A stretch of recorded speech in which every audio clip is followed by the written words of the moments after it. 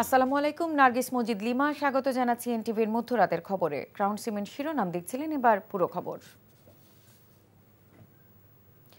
জুলাই সনদকে জাতির অনেক বড় সম্পদ মন্তব্য করে প্রধান উপদেষ্টা ডক্টর মোহাম্মদ ইউনূস বলেছেন, ফেব্রুয়ারিতে উৎসবমুখর পরিবেশে জাতীয় নির্বাচন হবে। বুধবার সন্ধ্যায় ফরেন সার্ভিস একাডেমিতে রাজনৈতিক দলগুলোর সঙ্গে ঐকমত্য কমিশনের বৈঠকে তিনি এই কথা বলেন। এদিকে জুলাই সনদ নিয়ে ঐকমত্য হলেও এর বাস্তবায়নের পদ্ধতি ও গণভোটের সময় একমত হতে পারেনি দলগুলো। আর বাস্তবায়নের সুস্পষ্ট রূপরেখা ছাড়া সনদে স্বাক্ষর করবে কি না তা বিবেচনা করবে এনসিপি। রিপোর্ট করছেন ফাহাদ মোহাম্মদ। জুলাই জাতীয় সনদ স্বাক্ষর অনুষ্ঠানের দুদিন আগে হঠাৎ রাজনৈতিক দলগুলোর সঙ্গে জাতীয় ঐক্যমত্য কমিশনের জরুরি বৈঠক ডাকায় গুঞ্জন শুরু হয় অনিশ্চয়তার। প্রধান উপদেষ্টা ও জাতীয় ঐক্যমত্য কমিশনের সভাপতি ডক্টর মোহাম্মদ ইউনূসের সভাপতিত্বে বৈঠকে অংশ নেয় বিএনপি, জামাত, এনসিপি সহ বেশ কয়েক মাস ধরে চলা ঐক্যমত্যের আলোচনায় অংশ নেয়া রাজনৈতিক দলগুলো। বৈঠকে প্রধান উপদেষ্টা বলেন, সবাই মিলে জাতীয় সনদ তৈরি করেছে, এখন সরকারের দায়িত্ব নির্বাচন করে দেওয়া। উৎসবমুখর পরিবেশে নির্বাচন করতে যা যা দরকার সাধ্য অনুযায়ী সবকিছু করার অঙ্গীকার ব্যক্ত করেন প্রধান উপদেষ্টা। ঘোষণা করলাম, সেই ঘোষণাকে আমাদের রক্ষা করতে হবে। এটা এমন না যে কথার কথা বলে ফেলেছি, আচ্ছা ঠিক আছে 2 দিন পরে হলে কি হয়, ওরকম না। এটা ফেব্রুয়ারিতে হবে এবং ওই যে বারে বারে বলেছে এটা উৎসবমুখর নির্বাচন হবে। সেই উৎসবমুখর নির্বাচনের জন্য যা যা করতে হয় সবটা আমরা করবো, আমাদের সাধ্যে যতগুলো। এটার সঙ্গে আমরা কোনো কম্প্রোমাইজ করবো না। যে আমাদের কাজ হলো, দায়িত্ব হলো, আপনারা যেরকম সবাই মিলে এই সনদ তৈরি করেছেন, আমাদের সরকারের দায়িত্ব হলো সবাই মিলে উৎসবমুখর নির্বাচনটা করে দেওয়া। তাহলে আমাদের কাজ একটা পরিণতিতে আসলো। তা না হলে তো পরিণত হলো না, আমরা সুন্দর একটা সনদ করলে আমরা গিয়ে বন্ডল করে একটা নির্বাচন করলাম। এই নির্বাচন তো কোনো দরকার নেই আমাদের। বৈঠক শেষে বিএনপি নেতা সালাউদ্দিন আহমেদ বলেন, ফেব্রুয়ারিতে নির্বাচনের বিকল্প নেই, তবে জাতীয় নির্বাচনের আগে আরেকটি বড় আয়োজন গণভোট সম্ভব নয়। জুলাই জাতীয় সনদ সবাই স্বাক্ষর করব। যে সমস্ত বিষয়ে ভিন্ন মত আছে, নোট অফ ডিসেন্ট আছে, এগুলো একদম পরিষ্কারভাবে দফাওয়ারি উল্লেখ থাকবে কি কি বিষয়ে কিভাবে নোট অফ ডিসেন্ট আছে। কারণ নোট অফ ডিসেন্ট দেওয়ার এখতিয়ারের জন্যই তো আমরা ঐক্যমত্য কমিশনে আলাপ আলোচনা করেছি। যদি তা না হতো তাহলে ঐক্যমত্য কমিশন যদি আমাদেরকে প্রস্তাব দিত, সেই সকল প্রস্তাবে যদি সবাই একমত হয়ে যেত, তাহলে তো আলোচনার কোনো প্রয়োজন ছিল না। নভেম্বরের মধ্যে গণভোট করে সনদের আইনি ভিত্তির দাবি জামায়াত ইসলামীর। নির্বাচনের আগে গণভোট না হলে উচ্চকক্ষের বিষয়টি অমীমাংসিত থেকে যাবে বলে মনে করে দলটি। বাস্তবায়নের সুস্পষ্ট রূপরেখা ছাড়া সনদে এনসিপি সই করবে কিনা তা বিবেচনার কথা জানান দলটির সদস্য সচিব আক্তার হোসেন। রাজনৈতিক দলগুলো আমরা জুলাই সনদের আইনি ভিত্তি দেওয়ার ব্যাপারে একমত হয়েছি। একটা আদেশ জারি করার মধ্য দিয়ে এটা করা হবে, কিন্তু সে আদেশ আসলে কে জারি করবেন, কোথায় থেকে এই আদেশ জারি করার ক্ষমতা উৎসাহিত হবে এবং সে আদেশের ধরনটা কীরকম হবে, সেখানে কি গণভোটের বিষয়টাকে পরিষ্কার করা হবে কিনা, সেই বিষয়গুলো এখনও পর্যন্ত আমাদের কাছে ধোঁয়াশাপূর্ণ রয়ে গেছে। আমরা চাই যে জুলাই সনদ বাস্তবায়ন যে আদেশ জারি করা হবে সেটা যেন হেড অফ দ্য গভর্নমেন্ট হিসেবে ডক্টর মোহাম্মদ ইউনূস এটা জারি করেন। যে গণভোট আগে হতে হবে নভেম্বরে। আমরা সাজেস্ট করেছি 2টা গণভোটের নজির আছে, 17 দিন হয়েছে, 21 দিন হয়েছে। নভেম্বরে গণভোট হলে জাতীয় নির্বাচন ফেব্রুয়ারিতে, এটা আমরা চাই। এবং 2.5 মাস তখন সময় থাকবে, দুটি একসাথে প্রস্তুতি চলবে। It's possible. সুতরাং এটা আমাদের দাবি। এদিকে জুলাই জাতীয় সনদে সই করবে না বলে জানিয়েছে বাসদ, গণফোরাম, মার্কস পার্টি, বাংলাদেশ জাসদ ও CPB. Fahad Mohammad, NTV news, Dhaka. নিয়মিত স্বাস্থ্য পরীক্ষা নিরীক্ষার জন্য রাজধানীর এভারকেয়ার হাসপাতালে ভর্তি করা হয়েছে বিএনপি চেয়ারপারসন বেগম খালেদা জিয়াকে। বুধবার রাত 11:30টার দিকে গুলশানের বাসভবন ফিরোজা থেকে গাড়িতে করে হাসপাতালে যান খালেদা জিয়া। শারীরিক পরীক্ষা নিরীক্ষার অংশ হিসেবেই তাকে হাসপাতালে নেওয়া হয়েছে বলে জানান তার ব্যক্তিগত চিকিৎসক অধ্যাপক ডাক্তার AZM জাহিদ হোসেন। তিনি জানান, পরীক্ষা নিরীক্ষা শেষে তাকে হাসপাতালে ভর্তি করা হয়। এর আগে গত 28 আগস্ট রাতে স্বাস্থ্য পরীক্ষার জন্য এভারকেয়ার হাসপাতালে যান খালেদা জিয়া। পরীক্ষা নিরীক্ষা শেষে রাতেই বাসায় ফেরেন তিনি। চলতি বছরের 18 জুনও এভারকেয়ার হাসপাতালে নিয়মিত স্বাস্থ্য পরীক্ষা করেন সাবেক এই প্রধানমন্ত্রী।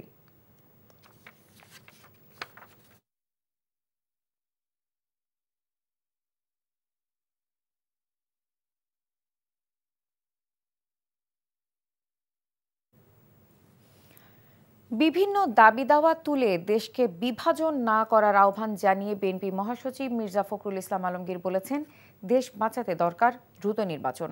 সকল মানুষের মিলিত শান্তিপূর্ণ রাষ্ট্রই চায় বিএনপি। ঠাকুরগাঁওয়ের কয়েকটি এলাকায় গণসংযোগ ও মতবিনিময় সভায় তিনি এসব কথা বলেন। ঠাকুরগাঁওয়ের লুৎফর রহমান মিঠুকে সাথে নিয়ে সাদরিনা খন্দকারের রিপোর্ট।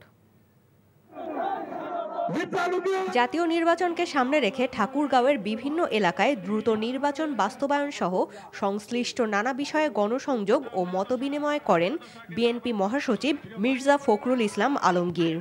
এ সময় বিএনপি মহাসচিব মির্জা ফখরুল ইসলাম আলমগীর পিআর সহ বিভিন্ন দাবি নিয়ে আন্দোলন কিংবা বিশৃঙ্খলা সৃষ্টি না করে দ্রুত নির্বাচন বাস্তবায়নের আহ্বান জানান।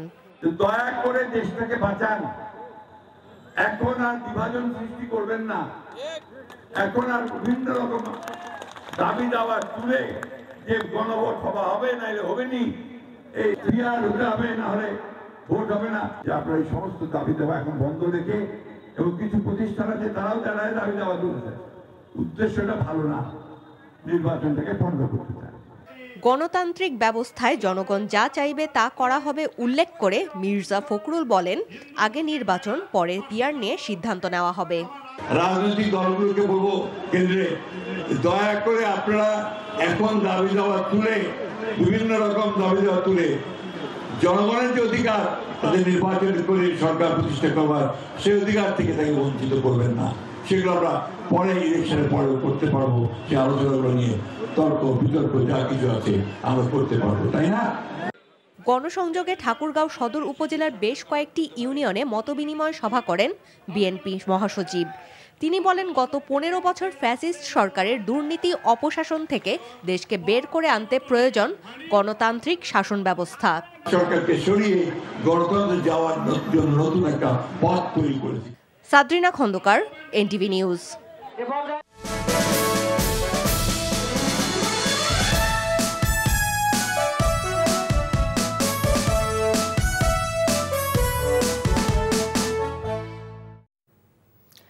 চট্টগ্রাম বিশ্ববিদ্যালয় কেন্দ্রীয় ছাত্র সংসদ চাকসু ও হল সংসদে উৎসব মুখর পরিবেশে ভোট শেষে গণনা চলছে। অমোচনীয় কালি ব্যবহার না করা, আচরণবিধি লঙ্ঘনের অভিযোগ করেন ছাত্রদল, ছাত্র শিবির সহ বিভিন্ন প্যানেলের প্রার্থীরা। তবে ভোটের সার্বিক পরিবেশ সন্তোষজনক ছিল বলে জানিয়েছেন বিশ্ববিদ্যালয়ের উপাচার্য।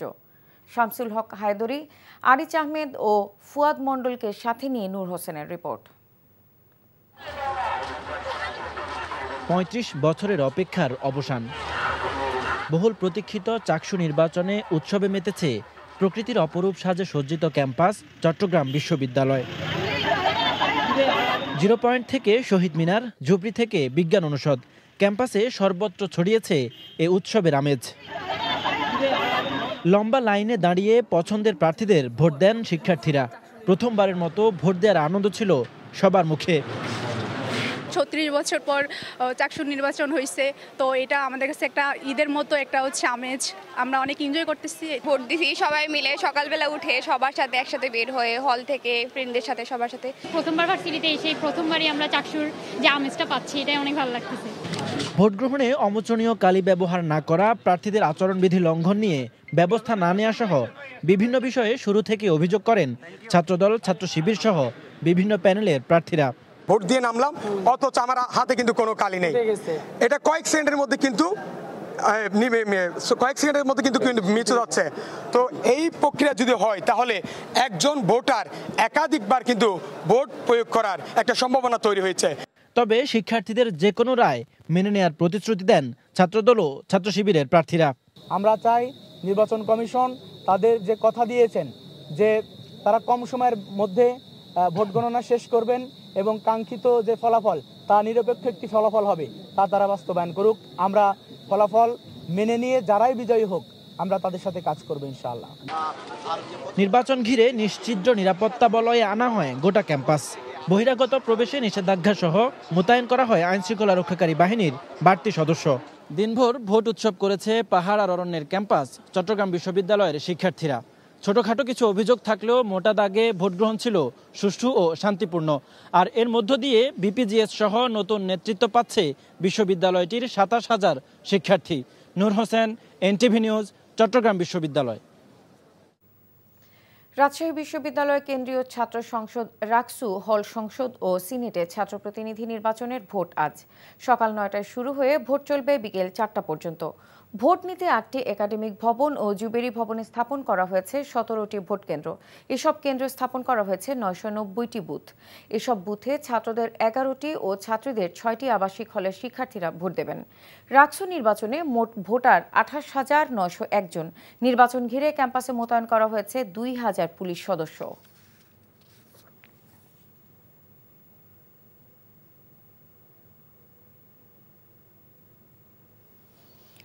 আজ দুপুর ১২টার মধ্যে দাবি না মানলে যমুনা অভিমুখে লং মার্চ করার হুঁশিয়ারি দিয়েছে এমপিওভুক্ত শিক্ষকরা। বুধবার দুপুরে পুলিশি ব্যারিকেড উপেক্ষা করে কেন্দ্রীয় শহীদ মিনার থেকে শাহবাগে অবস্থান নেয় তারা। ঘণ্টা দুয়েক শাহবাগ মোড়ে অবস্থানের পর আবারও শহীদ মিনারে ফিরে যায় তারা। প্রজ্ঞাপন না দেওয়া পর্যন্ত রাজপথ ছাড়বে না বলেও জানিয়েছেন তারা। ইফতেখার রেজার রিপোর্ট। চলমান আন্দোলনে সকাল থেকে দুপুর পর্যন্ত জাতীয় শহীদ মিনারে অবস্থান নিয়ে আন্দোলন করেন এমপিওভুক্ত শিক্ষক কর্মচারীরা। বেতন ভাতা ও বাড়ি ভাড়া বৃদ্ধির দাবিতে সরকারের কাছে দাবি জানান তারা। শিক্ষকদের এই আন্দোলনকে যৌক্তিক দাবি করে তাদের সাথে একাত্মতা জানাতে শহীদ মিনারে আসেন এনসিপি নেতারা। বলেন, শিক্ষকদের দাবি পূরণ না হলে তাদের পক্ষে মাঠে নামবে এনসিপি সহ দেশের সাধারণ মানুষ। সারা বাংলাদেশের শিক্ষক এবং শিক্ষার্থী শহীদ মিনারে এসে হাজির হবে। প্রয়োজনে আমাদের যেখানে লং মার্চ করা প্রয়োজন আমরা সেখানে লং মার্চ করব। জোহরের নামাজের পরপরই শাহবাগের উদ্দেশ্যে রওনা হন শিক্ষকরা। জাতীয় জাদুঘরের সামনে পুলিশি বাধা উপেক্ষা করেই এগিয়ে যান তারা।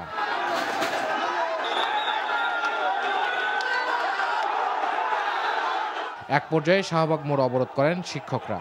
এতে আশেপাশের রাস্তায় যান চলাচল বন্ধ হয়ে যায়। টাকার সমস্যা দেখাইতেছে, আমাদেরকে বলতেছে যে রাষ্ট্রীয় কোষাগারে টাকা নাই, কিন্তু আমরা ট্যাক্স দিই। এই দেশের হাজার হাজার কোটি টাকা বিদেশে চলে দিয়েছে, আমাদের বাড়ি ভাড়ার জন্য ৫-৭ হাজার টাকা ৮ হাজার টাকা হয় না। এটা আর কতবার আন্দোলন করা রাখবে আমরা। সন্ধ্যায় কেন্দ্রীয় শহীদ মিনারে এমপিওভুক্ত শিক্ষা জাতীয়করণ প্রত্যাশী জোটের সদস্য সচিব অধ্যক্ষ দেলোয়ার হোসেন আজিজি বলেন, বৃহস্পতিবার ১২টার মধ্যে ৩ দফা দাবি মেনে না নেওয়া হলে জাতীয়করণের ১ দফা দাবি আদায়ে আন্দোলন শুরু করা হবে। আমরা একেবারে ভেরি ক্লিয়ার যে আমাদের 20% দিতে হবে এবং মেডিকেল 1500ই দিতে হবে। এটা যদি আপনার 1499ও হয় তাহলে আমরা মানব না। এই ক্ষেত্রে যদি আমাদের শ্রেণী কার্যক্রম দীর্ঘ সময় বন্ধ থাকে, এটার যে ইফেক্ট হবে এটার দায়ভার সরকারকে নিতে হবে। আলটিমেটলি শিক্ষা মন্ত্রণালয় এবং অর্থ মন্ত্রণালয়কে নিতে হবে, কারণ তাদের একগুয়ামির কারণে এবং তাদের নির্লিপ্ততার কারণে এই সিচুয়েশনটা ক্রিয়েট করছে। Iftekhar Reza, NTV news, Dhaka. চাকসু নির্বাচনের ফলাফলে কারচুপির পায়তারার অভিযোগে রাজধানীর শাহবাগ এলাকায় বিক্ষোভ কর্মসূচি পালন করেছে জাতীয়তাবাদী ছাত্রদল। মধ্যরাতে জাতীয় জাদুঘরের সামনে মিছিল নিয়ে কয়েকশো নেতাকর্মী সেখানে জড়ো হয়। সংগঠনটির সভাপতি রাকিবুল ইসলাম রাকিব অভিযোগ করেন, চাকসু নির্বাচন পরাজয় নিশ্চিত জেনে জামায়াত শিবির ফলাফলে কারচুপি করার চেষ্টা চালাচ্ছে। চট্টগ্রাম বিশ্ববিদ্যালয় এলাকায় জামাত নেতাকর্মীরা জড়ো হয়ে প্রশাসনকে চাপ প্রয়োগ করছে বলেও অভিযোগ করেন রাকিব। ছাত্রদল সভাপতি বলেন, চাকসু নির্বাচনে কারচুপির চেষ্টা করলে কঠোর জবাব দেবে ছাত্রদল।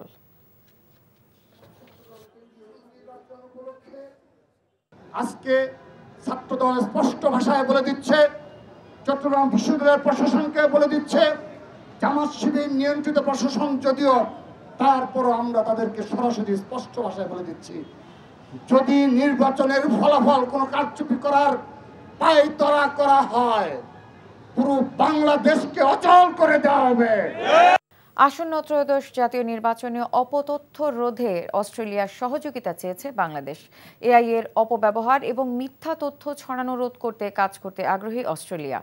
বুধবার বিকেলে নির্বাচন কমিশন ভবনে নির্বাচনের প্রস্তুতি ও অগ্রগতি সম্পর্কে জানতে প্রধান নির্বাচন কমিশনারের সাথে বৈঠক করেন অস্ট্রেলিয়ার ক্ষুদ্র ব্যবসা, আন্তর্জাতিক উন্নয়ন ও বহু সংস্কৃতি বিষয়ক মন্ত্রী ডক্টর অ্যান অ্যালি। বৈঠকে ডক্টর অ্যান অ্যালির সাথে অস্ট্রেলিয়ার রাষ্ট্রদূত সহ 5 সদস্যের প্রতিনিধি দল অংশ নেন। বৈঠক শেষে ইসি সচিব আক্তার আহমেদ জানান, অস্ট্রেলিয়ান মন্ত্রী নির্বাচন সম্পর্কে নানা তথ্য জানতে চেয়েছেন।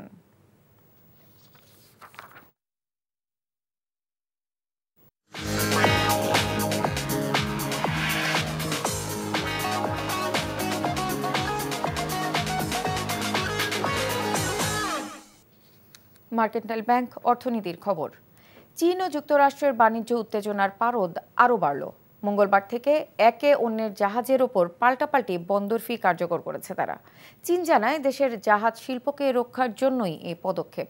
শুধু মার্কিন মালিকানাধীন পরিচালিত কিংবা যুক্তরাষ্ট্র নির্মিত বা যুক্তরাষ্ট্রের পতাকাবাহী জাহাজে এই ফি প্রযুক্ত হবে। চীনের জাহাজের ওপর মার্কিন ফি আরোপের জবাবে প্রতিশোধমূলক এ পদক্ষেপ নিল বেইজিং। এদিকে মঙ্গলবার আমদানিকৃত কাঠ, কিচেন ক্যাবিনেট ও আসবাবপত্রের ওপর নতুন মার্কিন শুল্ক কার্যকর হয়েছে, যার বেশিরভাগই চীন থেকে আমদানি করে ওয়াশিংটন। প্রবাসের খবর।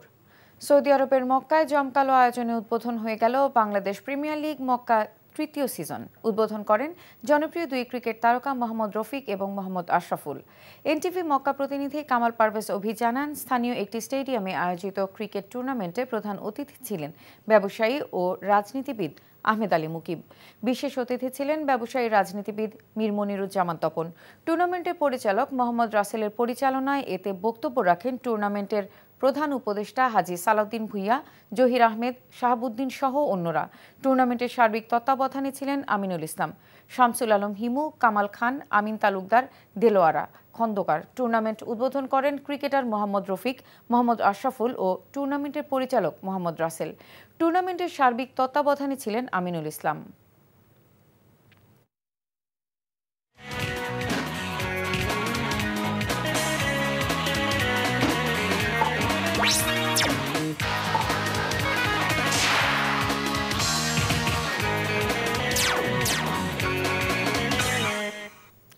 ইস্পাহানি মির্জাপুর খেলার খবর।